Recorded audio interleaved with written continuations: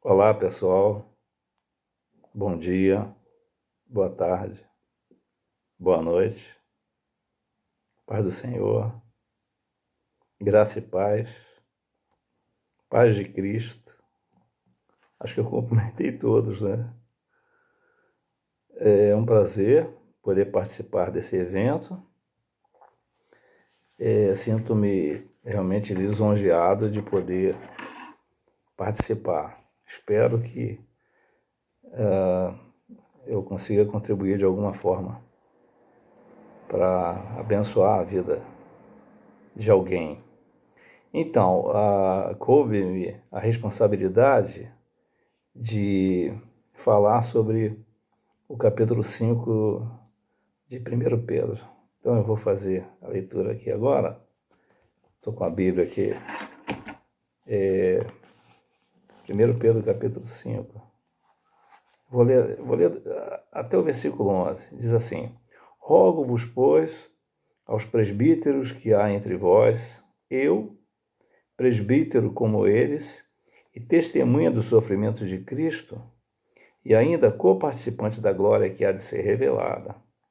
Pastoreai o rebanho de Deus que há entre vós, não por constrangimento, mas espontaneamente, como Deus quer, nem por sorte da ganância, mas de boa vontade, nem como dominadores dos que vos foram confiados, antes tornando-vos modelos do rebanho.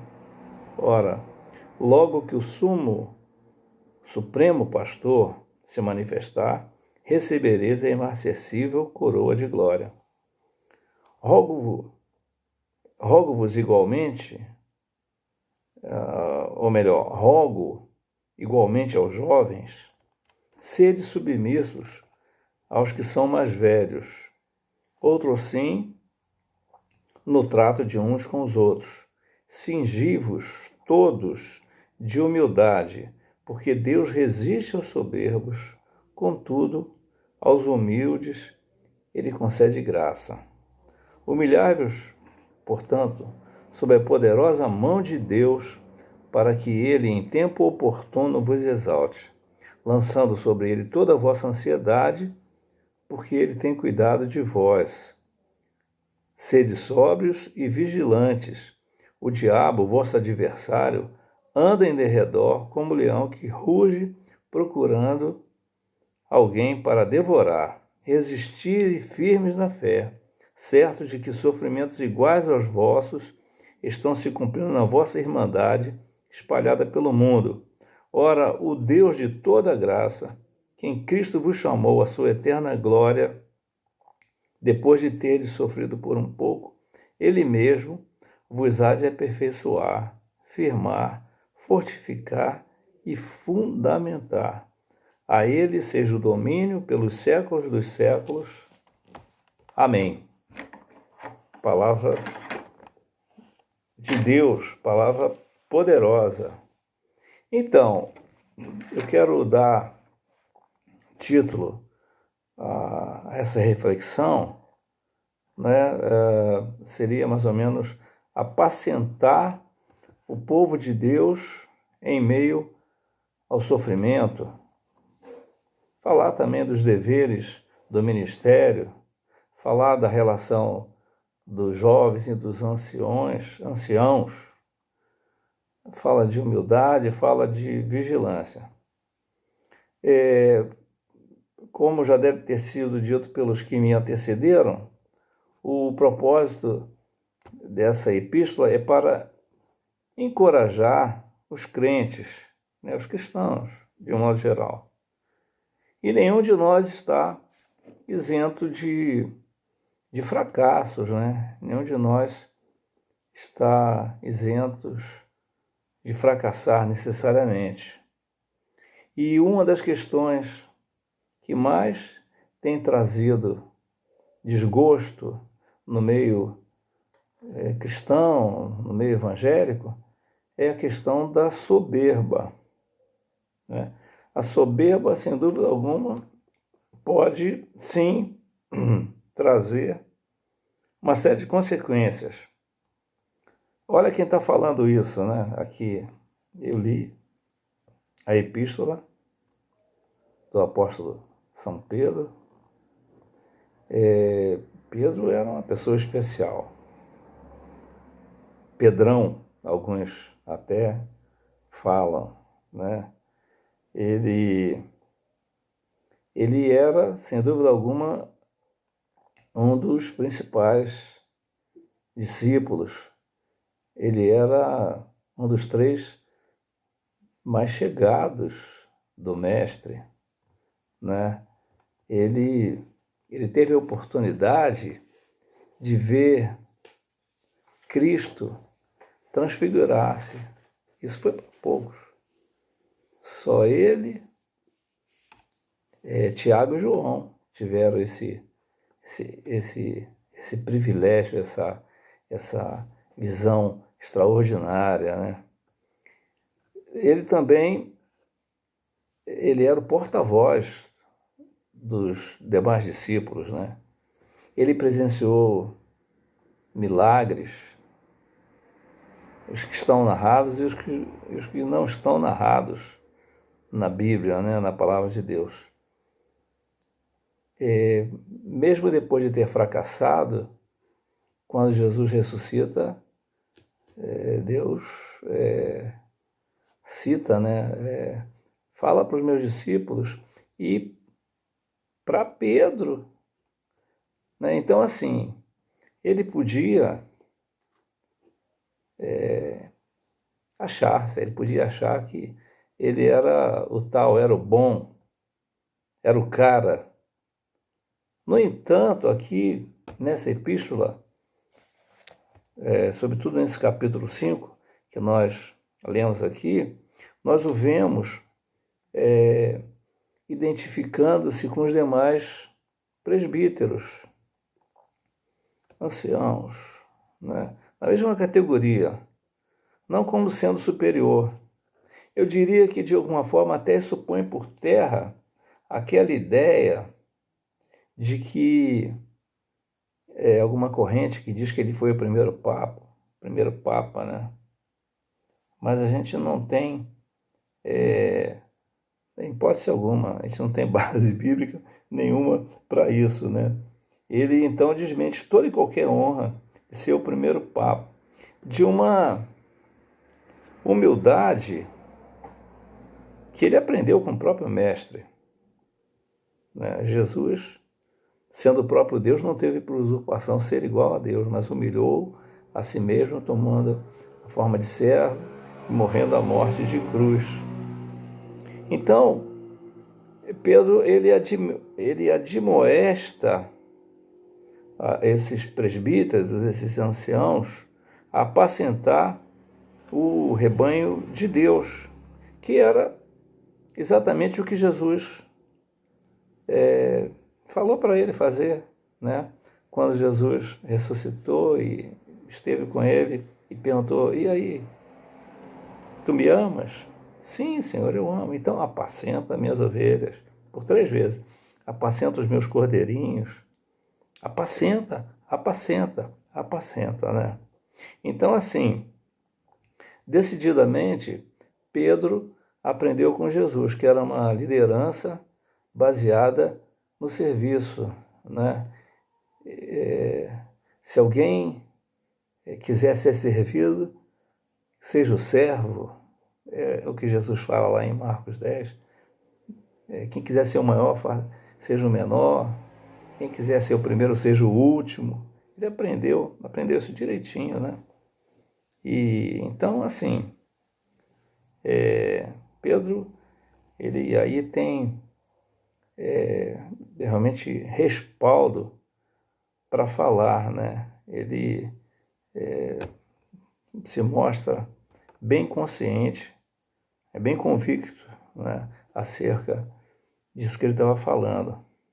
Então, assim, nesse texto que eu li aqui, Pedro ele fala de algumas características que devem ter os líderes da igreja, né? A primeira que eu quero destacar é que eles sabem que estão cuidando do rebanho de Deus, não os seus próprios rebanhos, né? A gente vê isso aqui, né? Pastorear o rebanho de Deus, no versículo 2, né? Pastorear o rebanho de Deus. Né? Então, assim, a gente tem que baixar um pouquinho essa bola, né? Nada de minha igreja, né? Coisas que a gente ouve muito por aí, né? Antes de ser nossa, com toda certeza, a igreja do Senhor Jesus, o rebanho do Senhor Jesus, né? Que não pare dúvida nenhuma quanto a isso. A segunda é que eles lideram, os bons líderes devem liderar com o intuito de servir, não por obrigação. Até porque, até no nosso país aqui mesmo, a profissão, se nós podemos chamar, não é nem profissão, não é reconhecida, é um ministério, é um dom, tem de ter um chamado especial, né? Não por obrigação, por constrangimento, né? Mas fazem isso prazerosamente, voluntariamente, alegremente. Claro, os que vivem, do Evangelho devem ser sustentados, sem dúvida alguma. Digno o obreiro do seu sustento. Mas, quando a gente fala voluntariamente, é daquela ideia de serviço mesmo, né? Servindo, né? E não sendo servido. A terceira é que estão preocupados com o que podem dar, não com o que podem receber, necessariamente. Essa eu diria que é uma motivação certa. Não pensando em lucro material, mas gozo por fazer a obra de Deus, satisfação. Vocês estão vendo aqui no fundo, lá na minha parede, tem um fusquinha. Isso foi meu neto que pintou. E a gente ouve aí, assim, algumas conversas, já vi na internet, dois pastores, um pastor de uma igreja, eu diria talvez assim, mais moderna, se é que existe isso, com um carro, uma máquina, né, uma potência, e o outro pastor lá de uma congregação mais humilde e tal, com fusquinha. Ele fala, puxa, você ainda está com esse carrinho aí, rapaz? Olha aqui o carro que eu tenho, né? Aqui comigo mesmo aconteceu algo bem, bem interessante que retrata isso, né? Um comerciante aqui da nossa cidade, muito bem sucedido, está sempre trocando de carro, tem vários carros, caminhonetes e tudo. E aí, na ocasião, eu tinha um Corsa, um Corsinha, e eu fiquei com esse Corsa durante muito tempo. Certa ocasião, ele me encontrou, e ele perguntou assim, você ainda está com aquele manjadinho? Manjadinho. Eu falei, tô. Qual o problema? Jesus não tinha nada. Até o jumentinho que ele montou era emprestado, né? Então, melhor coisa é dar do que receber, né? E também aqui pelo texto que a gente leu, os bons líderes lideram pelo exemplo, não pela força, não mandando, né? Mas guiando, não como ditador, mas dando um bom exemplo, né?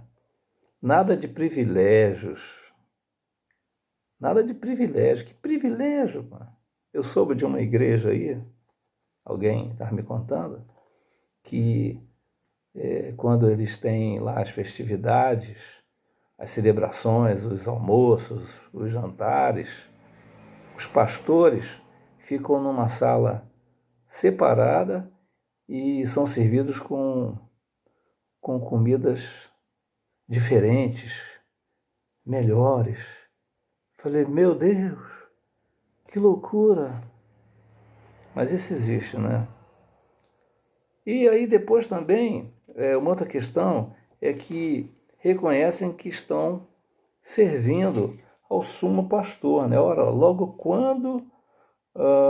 que o supremo pastor se manifestar, recebereis a inacessível glória de Deus, né? Então, esse é um aspecto que eu queria considerar aqui agora. Nada de soberba, nada de se achar, né? Nada de ter os holofotes sempre para si, né? Tipo assim, pastor master, né? Está muito em moda agora, pastor master, né? E tem ali os seus discípulos, né? Isso é preocupante, né, irmãos? Então, assim, essa ideia a gente precisa pensar. Eu até, há uns anos atrás, conversando com o reverendo Elben, da revista Ultimato, nós estávamos conversando o que derruba mais os pastores, os servos de Deus, os líderes. Aí eu estava falando, eu considerei, na época, né, eu falei para ele que era a questão da luxúria, do sexo. Muitos pastores traindo as esposas, trocando de esposa e tal, etc. Mas naquela época ele me falou, não. O que mais derruba pastores é a soberba. E ele falava com propriedade, né? Muito mais antigo, muito mais experiente, né? E se tinha uma pessoa que era humilde mesmo, era o reverendo Elben César, da Igreja Presbiteriana. Então, a gente tem que tomar cuidado, que tanto uma coisa quanto outra tem feito muito dano no nosso meio, mas a gente tem que ficar mais na nossa. Depois ele fala desse conflito que há entre as gerações dos mais jovens, dos mais velhos, né? E, assim, frequentemente, né, os mais jovens não acham que estão ultrapassados e os mais idosos acham que os homens são muito inexperientes, né? Então, claro que os jovens devem seguir a liderança dos mais velhos, né? Que devem também liderar pelo exemplo. Aqui não é exército. Exército é que tem a questão da antiguidade. A antiguidade é posto. Na igreja de Cristo, não. Pô. Então, liderar pelo exemplo. Devem respeitar os que são mais velhos, né? E aqueles que são mais jovens devem ser humildes o bastante para ouvir os mais velhos, os mais idosos, né? Então, é isso. Eu soube também, já que é para falar de reminiscência aqui, eu soube de uma igreja no Vale do Aço, aqui em Minas Gerais, que estava havendo tanto conflito entre as gerações que eles resolveram fazer cultos em horários diferentes, né? Uma determinada hora era só para adultos, que cantavam só hinos, né, dos cantores aí tradicionais, e no outro horário era só para os jovens que cantavam seus louvores gospel. Aliás, gospel, a gente treme com esse negócio de gospel, né? Mas enfim, a gente pode puxar a vida. Se a gente não conseguir treinar aqui na Terra, se a gente não conseguir conviver aqui, a gente não sei como é que vai ser lá no céu, né? Então, assim, de um modo geral, a gente fica vendo aí que as pessoas ficam muito preocupadas com a sua posição, né? Esperando algum reconhecimento, alguma exaltação. Se vier, virá da parte de Deus, irmãos. Não importa, eu gosto de João Batista. João Batista fala, importa que ele cresça muito, e eu diminua, né? Então, assim, aí, claro que a gente tem problemas, a gente, né, recebe muito afago, muito elogio, né, muitos convites, e aí a gente ouve falar, né, de muitas crises, muita depressão, muita solidão que essas pessoas passam, que as pessoas passam, líderes, até a gente ouve falar aí de cometendo suicídios, né, a gente tem aí notícia. Então,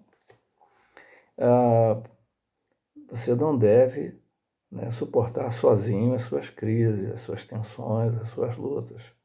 Nós precisamos ser humildes o suficiente para confiar em Deus completamente. Humilhai-vos, ele fala, humilhai-vos, pois, diante da potente mão de Deus, para que ele, a seu tempo, vos exalte. Então é preciso ser humilde para reconhecer, né, suas necessidades, né?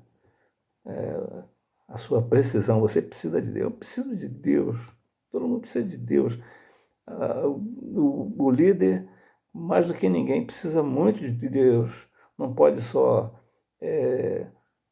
se estribar na sua formação, no tempo de ministério, na sua experiência, né, na sua idade. Então, e aí você precisa reconhecer, você precisa lançar os seus medos, seus temores, sua ansiedade, né, debaixo da potente mão de Deus, para que Ele nos ajude, lançando sobre Ele toda a vossa ansiedade, porque Ele tem cuidado de nós, né? Então é isso, confiar em Deus, consciência de que sozinho você não dá conta, né? Uma pessoa sozinha está muito desprotegida. E o líder, mais do que ninguém, sozinho, ele adoece, até morre, né? Até morre, né? Então, tá certo? Tem que se humilhar diante da potente mão de Deus. Humilhar também diante das pessoas, não tem problema. Bem-aventurados os humildes, porque eles verão a Deus. E lançar, admitir suas tensões, suas crises, né? Lançar, se livrar desse peso, né? Aí depois ele fala sobre o diabo. A gente não pode, como eu diria, encher muito a bola do diabo, nem esvaziar demais a bola do diabo, né? Então, assim, o diabo, Pedro fala, como leão, anda ao derredor buscando a quem possa tragar. O diabo é nosso adversário, né? Decididamente. Ele vem para matar, roubar e destruir. Ele assim, até está na palavra, né? Ferirei o pastor e as ovelhas se dispersarão, né? Então, Pedro, ele compara o diabo como leão, porque o leão é o seguinte, ele ataca animais doentes, animais menores e animais distraídos. Então, a gente tem que... O que ele quer dizer com isso? Não é? Aí você não está lendo a Bíblia, não está orando, não está indo à igreja, não está tendo comunhão, fica doente, né? Não cresce, fica sempre pequeno. A palavra de Deus está recheada de expressões que você deve crescer, né? Crescer na graça, né?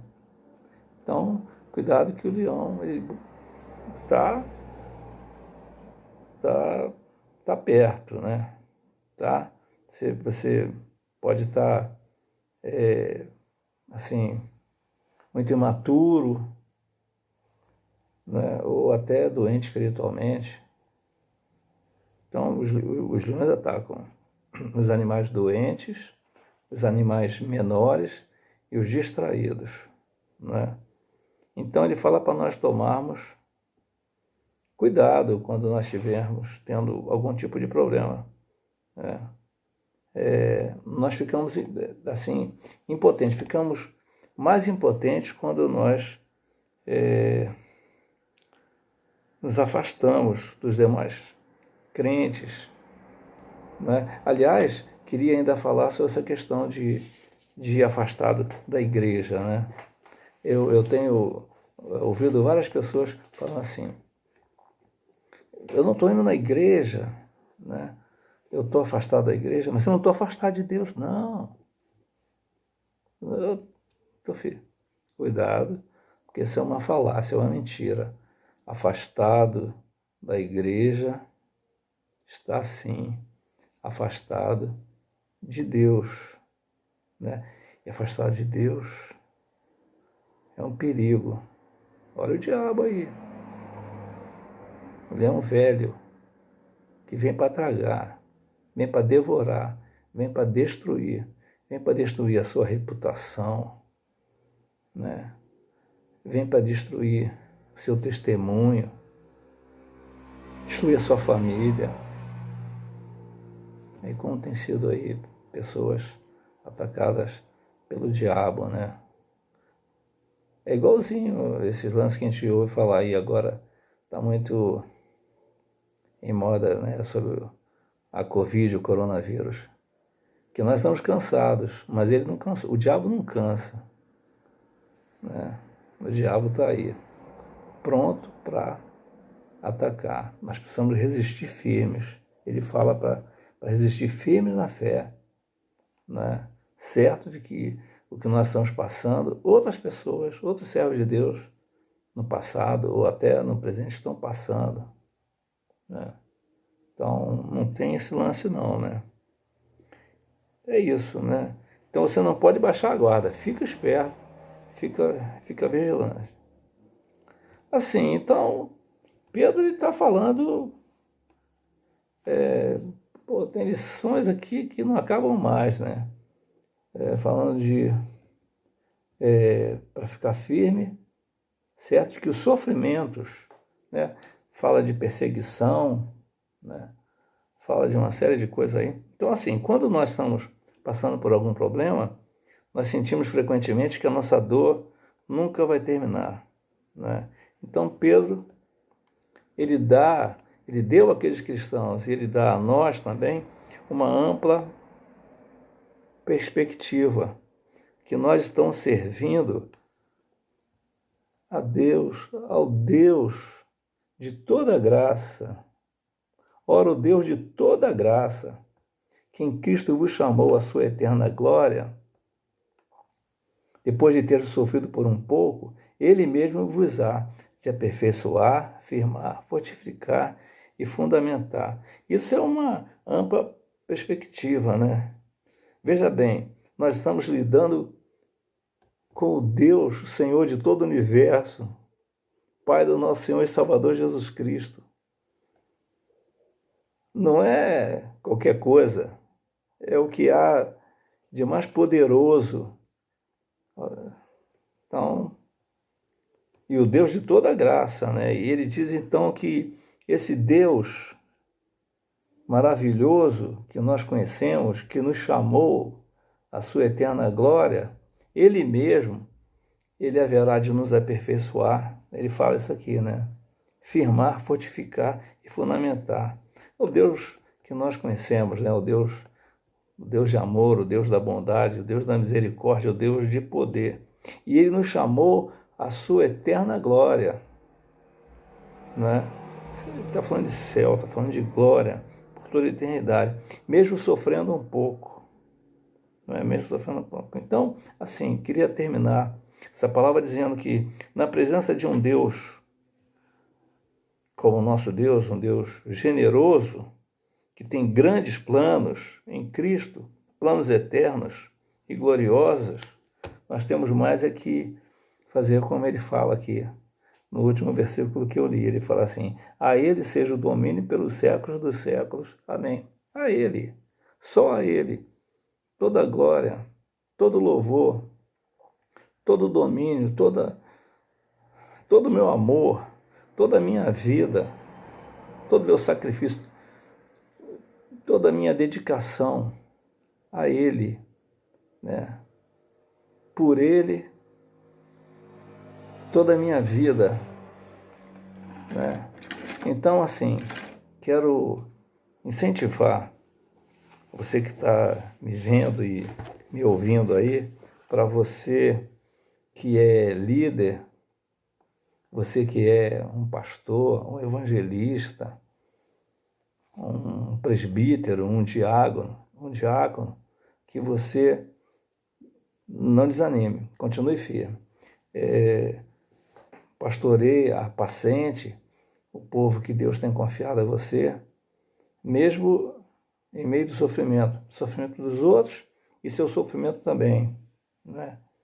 Que você lide bem aí com essas questões das gerações, que você seja sempre humilde e ao mesmo tempo vigilância, sempre dando glória a Deus.